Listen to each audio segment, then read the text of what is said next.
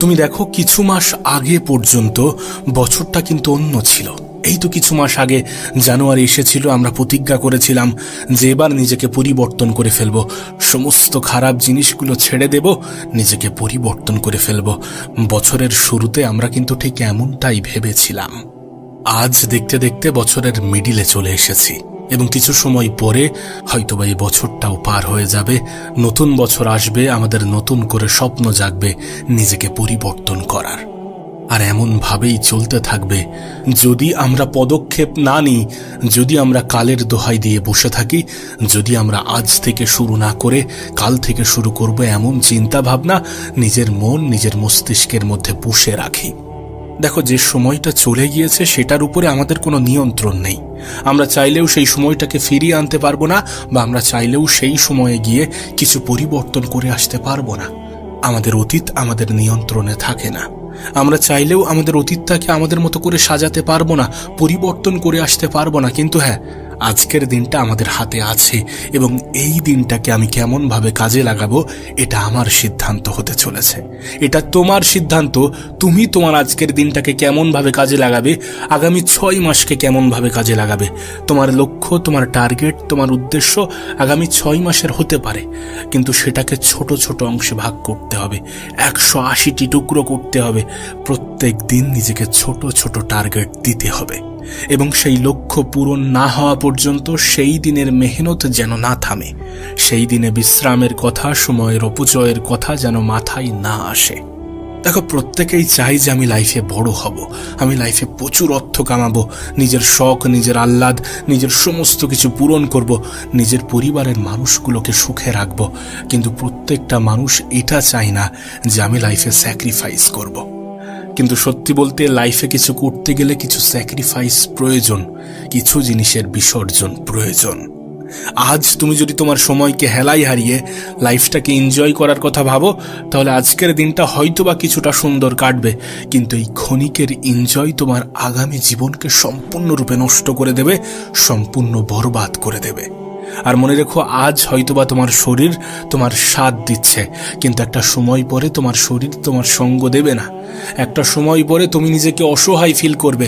তোমাকে হয়তোবা বলা হয়, বোঝানো হয় যে সময়টা তো এনজয় করার সময়। হ্যাঁ, এনজয় করার সময় তাদের জন্যে যারা লাইফে সত্যি কিছু করে ফেলেছে, কিন্তু তোমার তো এখনো লাইফে অনেক কিছু করার বাকি আছে। নিজেকে প্রশ্ন করে দেখো, লাইফে কতটা অর্জন করেছো আর কতটা চেয়েছিলে। যদি সত্যি যতটা চেয়েছিলে ততটা অর্জন করে না থাকো, তাহলে মেহনত করো, তাহলে সময়ের গুরুত্ব দাও, কারণ সময় তোমার জীবনের একমাত্র মাধ্যম, একমাত্র প্রোডাক্ট, একমাত্র অস্ত্র, একমাত্র হাতিয়ার, যেটা তোমার জীবনকে সম্পূর্ণরূপে পরিবর্তন করে রেখে দিতে পারে এবং তোমার অতীত এবং ভবিষ্যতের মধ্যে একটা বৃহৎ পার্থক্য তৈরি করতে পারে। তুমি কি চাও না তোমার অতীতটাকে ভুলে থাকতে? তুমি কি চাও না তোমার ভবিষ্যৎটাকে সুন্দর করতে? তুমি কি চাও না আজকের দিনটাকে কাজে লাগিয়ে নিজের জীবনটাকে সুন্দর বানাতে? যদি চেয়ে থাকো, তাহলে কিসের জন্য অপেক্ষা করছো? কার জন্য অপেক্ষা করছো? তুমি নিজেই দেখেছো, নিজের আত্মীয় স্বজন, নিজের রক্তের সম্পর্কের মানুষগুলোও এক টুকরো জায়গা ছাড়ে না। আর তুমি মনে করো যে পৃথিবীতে কেউ তোমার হয়ে তোমার লড়াইটা লড়ে দেবে। তুমি মনে করো এই পৃথিবীতে কেউ তোমার হয়ে তোমার সফলতার পরিশ্রমটা করে দেবে। বিষয়টা এমন নয়। প্রত্যেকটা মানুষের লড়াইটা নিজের নিজের, তোমার লড়াইটা তোমার নিজের। সময়ের অপচয় করা অনেক সহজ, ভাগ্যের দোহাই দিয়ে হাত গুটিয়ে বসে থাকা, অজুহাত দেওয়া অনেক সহজ, কিন্তু সহজ পথ অবলম্বন করে সঠিক জায়গায় পৌঁছানো যায় না। সত্যি বলতে তোমার আগামী 6 মাস এমনভাবে কাটানো উচিত যেন অতীতের 6 মাসের গ্যাপ পূরণ হয়ে যায়, যেন তুমি বছরের শুরুতে যে প্রতিজ্ঞা করেছিলে সেই প্রতিজ্ঞার কিছুটা ফুলফিল হয়। দেখো, 1 লাখ সিঁড়ি বয়ে উপরে ওঠা অসম্ভব মনে হয়, 1000 সিঁড়ি হলে হয়ে যাবে, কিন্তু কিছুটা কঠিন মনে হয়। কিন্তু যখন তুমি 1 লাখ সিঁড়ির দিকে তাকাবে, তখন একটা সিঁড়ি কতটা যে সহজ মনে হবে সেটা তুমি নিজেও জানো। এটা বলার অর্থ যে প্রত্যেকটা দিন নিজের লক্ষ্য, নিজের টার্গেটকে ভেঙে নেওয়া। তোমার লক্ষ্য হতে পারে 6 মাসের, তোমার লক্ষ্য হতে পারে 1 বছরের, কিন্তু প্রত্যেকটা দিন নিজের একটা টার্গেট তৈরি করা এবং সেটাকে ফুলফিল করা তোমার দায়িত্ব, তোমার কর্তব্য। আর তুমি যদি এমনভাবে নিজের জীবন কাটাতে শুরু করো, তুমি যদি সত্যি এমনভাবে নিজের জীবনে পরিবর্তন আনতে পারো, তাহলে আগামী 6 মাসের মধ্যে তুমি তোমার দেশের সেই 5% মানুষের অন্তর্ভুক্ত হয়ে যাবে যারা প্রত্যেক বছরে নিজের মধ্যে পরিবর্তন আনে। আর না হলে বাকি ওই সকল মানুষদের মতো হয়ে যাবে যাদের কাছে প্রত্যেকটা বছর এইভাবেই অতিক্রম হয় যে না কিছু করব, কিছু শুরু করব, কিন্তু প্রত্যেকবার তারা ভুলে যায়। যদি তুমি সামান্য প্রচেষ্টাও করে থাকো, তাহলে তুমি তোমার দেশের 10% মানুষের মধ্যে চলে আসবে যারা প্রত্যেক বছর নিজেকে ইমপ্রুভ করার কথা ভাবে এবং করেও থাকে। সত্যি কথা বলতে, তুমি যদি নিজের জীবনে পরিবর্তন আনতে চাও, তাহলে নিজেকে প্রশ্ন করতে হবে যে তুমি কি করতে চাও এবং কোনগুলো তোমার জন্য ক্ষতিকারক, কোনগুলো তোমার জন্য উপকারী। যেগুলো ক্ষতিকারক সেগুলো থেকে নিজেকে দূরে রাখতে হবে, যেগুলো তোমার জন্য প্রয়োজনীয় সেগুলোকে নিজের জীবনের অংশ বানাতে হবে। যখন তুমি প্রশ্ন করবে নিজেকে, তখন তুমি নিজের বিষয়ে জানতে পারবে, নিজের দুর্বলতাগুলোকে আরও ভালোভাবে বুঝতে পারবে। দেখো, প্রত্যেকটা মানুষের কিছু প্রশ্ন থাকা উচিত নিজেকে নিয়ে, যে আমি লাইফে কি করতে চাই ঠিক আছে, কিন্তু কতদিনে করতে চাই। কতদিনে করতে চাই তো ঠিক আছে, কিন্তু সেটা করার জন্য আমাকে কি কি স্যাক্রিফাইস করতে হতে পারে।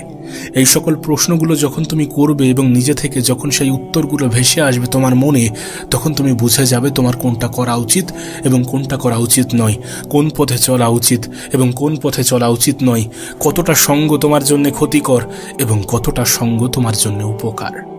সত্যি বলতে, তোমার 6 মাসের মেহনত 6 বছরের সমানও হতে পারে। পার্থক্য শুধু এটা, সেটা করার জন্য তুমি কতটা স্যাক্রিফাইস করতে পারবে, সেটা কতটা তুমি মন থেকে করতে চাও, সেটা করার জন্য কতটা খারাপ জিনিস থেকে নিজেকে দূরে রাখতে চাও। এই পৃথিবীতে বিভিন্ন জিনিসের নেশা আছে। সফল ব্যক্তিগুলো এক ধরনের নেশা করে, আর সেটা হচ্ছে পরিশ্রমের। তুমি আমাকে বলতে পারো যে পরিশ্রম প্রত্যেকটা মানুষই করে, একজন দিনমজুরও পরিশ্রম করে, একজন কৃষকও পরিশ্রম করে, কিন্তু পরিশ্রমের মধ্যে পার্থক্য আছে। যদি তুমি ঘড়ি দেখে মেহনত করো, তাহলে তুমি ঠিক ততটাই পাবে যতটা তোমার জন্য প্রয়োজনীয়, অথবা তার থেকেও কম। কিন্তু তুমি যদি ঘড়ি না দেখে মেহনত করো এবং তোমার যদি এই খেয়াল না থাকে যে সময় কত হয়েছে, মেহনত করতে করতে যদি এটাই ভুলে যাও যে পাশে কি রাখা আছে, কে ডেকেছিল, কে কি বলেছিল, এই সমস্ত কিছু যদি তোমার মনে না থাকে, যদি তুমি সত্যি কোনো কিছু পাওয়ার জন্য নিজের সব কিছু লাগিয়ে দিয়ে সবগুলো স্যাক্রিফাইসকে অ্যাকসেপ্ট করতে পারো, তাহলে তোমার লাইফ সুন্দর হতে বাধ্য, তাহলে তোমার আগামী 6 মাস কার্যকারী হতে বাধ্য। এবং এই 6 মাসের মেহনত তোমার 6 বছরের পরিশ্রমের সমানও হতে পারে। তুমি কতটা মন দিয়ে করছো, কতটা আগ্রহ নিয়ে করছো, সেটা সব থেকে বেশি গুরুত্বপূর্ণ। সত্যি বলতে, তোমার যদি লক্ষ্য থাকে, তোমার যদি লাইফের কোনো পারপাস থাকে এবং সেটা যদি তোমার কাছে ক্লিয়ার হয়ে যায়, এরপর সেটার উপরে তুমি যদি তোমার জিজান লাগিয়ে দাও, তাহলে 6 মাসের মধ্যে তোমার মধ্যে এতটা পরিবর্তন আসা সম্ভব যে 6 মাস পরে তুমি নিজেও নিজেকে চিনতে অস্বীকার করবে। আর বছর ঘুরতে না ঘুরতে পৃথিবীর মানুষগুলোও বলতে শুরু করবে যে কি ছিল আর কি হয়ে গিয়েছে, কোথায় ছিল আর কোথায় গিয়ে পৌঁছে গিয়েছে। এই পৃথিবীকে যত কাছ থেকে দেখছো, তত এটা বুঝতে পারছো না যে মানুষ মানুষের অবস্থানকেই মূল্যায়ন করে, মানুষ মানুষের অবস্থানকেই গুরুত্ব দেয়, মানুষের কাছে মানুষের অবস্থানটাই সব থেকে বেশি সম্মান পায়। একটা কথা মনে রেখো, তোমার কাজ, তোমার পরিশ্রম, তোমার মেহনতি তোমাকে সম্মানীয় করতে পারে। তোমার কাজ, তোমার পরিশ্রম, তোমার মেহনতি তোমার সুনাম ছড়াতে পারে। তাই মেহনতের কোনো বিকল্প হয় না, সফলতার কোনো শর্টকাট হয় না। এটা নতুন কোনো শব্দ নয়, কিন্তু এটা বলাটা প্রয়োজনীয়। আমরা মনে করি যে স্মার্টলি কাজ করব, অল্প সময় কাজ করব আর হয়ে যাব। যেখানে পৃথিবীর সব থেকে ধনী ব্যক্তিরা দিনে 15-16 ঘন্টা করে মেহনত করছে, সেখানে তুমি আমি অল্প মেহনত করে অনেক কিছু পেয়ে যাব, এমনটা কিভাবে ভাবছো? হ্যাঁ, তুমি ভাবতে পারো যে আমি তো লাইফে অত বড় হতে চাই না, কিন্তু এখানে একটা কথা মনে রাখাটা প্রয়োজন যে সে লাইফে এত কিছু অর্জন করার পরেও এতটা মেহনত করছে, আর আমরা তো এখনো লাইফে কিছুই করতে পারিনি। তাহলে আমাদের কতটা মেহনত করাটা প্রয়োজন? পরিশ্রম তো করতেই হবে। যদি মালিক হতে চাও, তাহলে গোলামের মতো তো খাটতেই হবে। দেখো, সোশ্যাল মিডিয়া তোমার জন্য যতটা উপকারী, ততটাই তোমার জন্য ভয়ঙ্কর।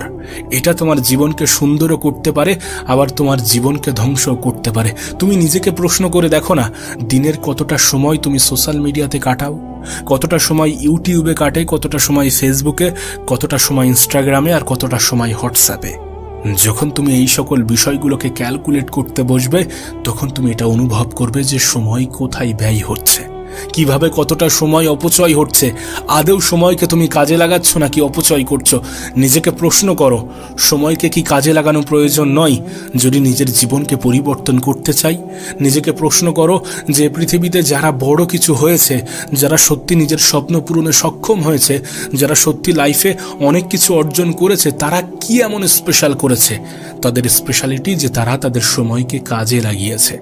তারা তাদের ভবিষ্যৎকে গুরুত্বপূর্ণ মনে করেছে, অতীতকে ভুলে গিয়ে নিজের বর্তমানকে কাজে লাগিয়েছে, সময়ের অজুহাত দেওয়া বন্ধ করেছে, সময়কে হেলায় হারানো বন্ধ করেছে। আজ নয় কাল করব এমন চিন্তা ভাবনাগুলো ছেড়ে দিয়েছে। আমাদেরকেও ঠিক এমনটাই করতে হবে। এই যে আজ নয় কাল, কাল নয় পরশু, এ চিন্তা ভাবনা আমাদের জীবনকে ধ্বংস ছাড়া আর কিছুই করবে না, আমাদের ভবিষ্যৎকে নষ্ট ছাড়া আর কিছুই করতে পারে না। দয়া করে নিজের গত 6 মাসের মতো নিজের আগামী 6 মাসটাকে কাটিও না। নিজের গত 6 মাসকে যেমনভাবে কাটিয়েছ, আগামী 6 মাস যদি তুমি এমনভাবেই কাটাও, তাহলে তোমার জীবনে কখনোই পরিবর্তন আসা সম্ভব নয়। এখনো সময় আছে, নিজেকে বদলাও। এখনো সময় আছে, লাইফে ডিসিপ্লিন আনো, কারণ লাইফে সব থেকে বেশি প্রয়োজন ডিসিপ্লিন। যেটা করব মানে করব। প্রত্যেকটা দিনের একটা টার্গেট থাকবে, সেই টার্গেট, সেই লক্ষ্য পূরণ না হওয়া পর্যন্ত সেই দিন আমি মেহনত করে যাব। এমন চিন্তাভাবনা, এমন থট প্রসেস নিজের মধ্যে ডেভেলপ করো। এমনভাবে নিজের জীবনকে অতিক্রম করো না যে লাইফের কোনো নির্দিষ্ট লক্ষ্য নেই। যেদিন থেকে তুমি এটা বুঝে যাবে যে পৃথিবীতে কোনো কিছুই ফ্রি নয়, সেদিন থেকে তুমি তোমার সময়ের অপচয় করা বন্ধ করে দেবে। এবং সত্যি বলতে এটাই বাস্তব যে পৃথিবীতে কোনো কিছুই ফ্রি নয়।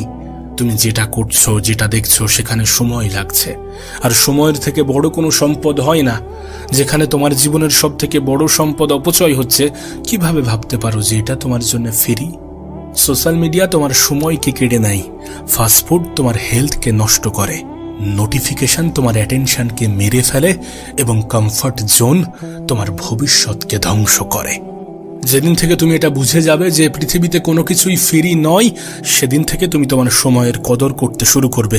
আর দিন শেষে এটা মনে রাখাটা গুরুত্বপূর্ণ যে সময়ের থেকে বড় কোনো সম্পদ নেই, সময়ের থেকে বড় কোনো উপহার নেই, সময়ের থেকে বড় কোনো বন্ধু নেই, সময়ের থেকে বড় কোনো শত্রু নেই। যদি তুমি তোমার সময়কে কাজে লাগাতে পারো, তাহলে সময়ই তোমার সব থেকে বড় বন্ধু। আর যদি তুমি তোমার সময়কে অপচয় করতে থাকো, তাহলে এই সময়ই হয়ে উঠবে তোমার সব থেকে বড় শত্রু। আর তুমি এটা সঠিক সময়ে বুঝে যাবে।